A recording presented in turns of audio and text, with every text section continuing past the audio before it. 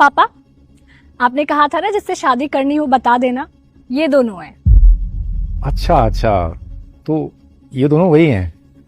हाँ पापा, ये है संजू, मेरे बचपन का दोस्त है और मेरा बेस्ट फ्रेंड भी है। और ये है दुष्यंत, हम दोनों साथ में एक ही ऑफिस में जॉब करते हैं।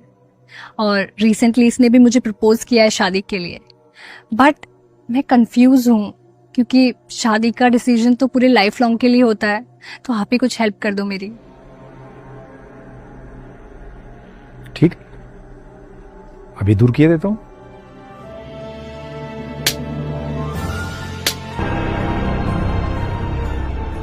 पापा ये क्या किया आपने?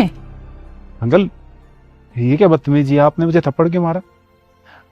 अगर मुझसे कोई गलती हुई तो मुझे बताओ, ऐसे बेवजह थप्पड़ मारना कहाँ तक ठीक है?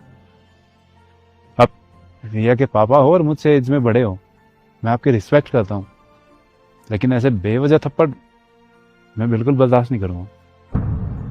अरे भाई क्या हो गया, बड़े हैं, अब थप्पड़ मारा है तो कुछ हमारी गलती रही होगी। और अंकल मुझे बिल्कुल बुरा नहीं लगा, आपका हक बनता है मुझ पर।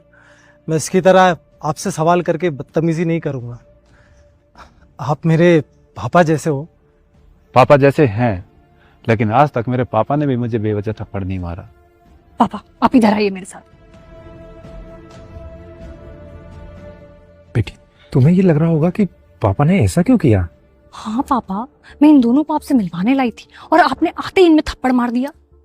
बेटी, तुम्ही ने तो कहा था कि दो लड़कों के कारण तुम्हें कंफ्यूजन हो रहा है कि इन दोनों में से मैं शादी किससे करूं। तो ऐसा मैंने इसलिए किया ताकि तुम्हें ये समझ आ जाए कि इनमें से किससे शादी करनी है। अच्छा, अब समझी मैं। मतलब दुष्यंत मेरे लिए ठीक है। वो कैसे? जैसे ही आपने थप्पड़ मारा तो दुष्यंत ने बोला था कि कोई बात नहीं, बड़े हैं आप, मेरे पापा जैसे हैं। उसने आपसे कोई बदतमीजी नहीं की। और वहीं जब आपने संजू को थप्पड़ मारा तो उसने आपको उल्टा जवाब दिया और उसने आपसे पूछा कि आपने थप्पड़ क्यों मारा। तो इसका मतलब दुष्यंत मेरे लिए ठीक है। नहीं, तुम गलत हो। कैसे? वो ऐसे कि दुष्यंत ने हमारे सामने अच्छा बनने की कोशिश की। वो दिखावा कर रहा था, वो वैसा है नहीं जैसा दिख रहा था। तभी तो वो बोला कि आप मेरे पापा जैसे हो, मुझे एक और थप्पड़ मार सकते हो।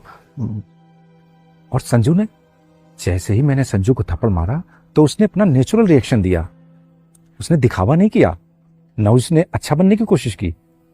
क्योंकि उसकी कोई गलती नहीं थी तो उसने मुझसे यही कहा कि आप ऐसे बिना गलती के मुझे थप्पड़ कैसे मार सकते हो, और यदि मेरी गलती है तो मुझे मेरी गलती बताइए। देखो बेटा,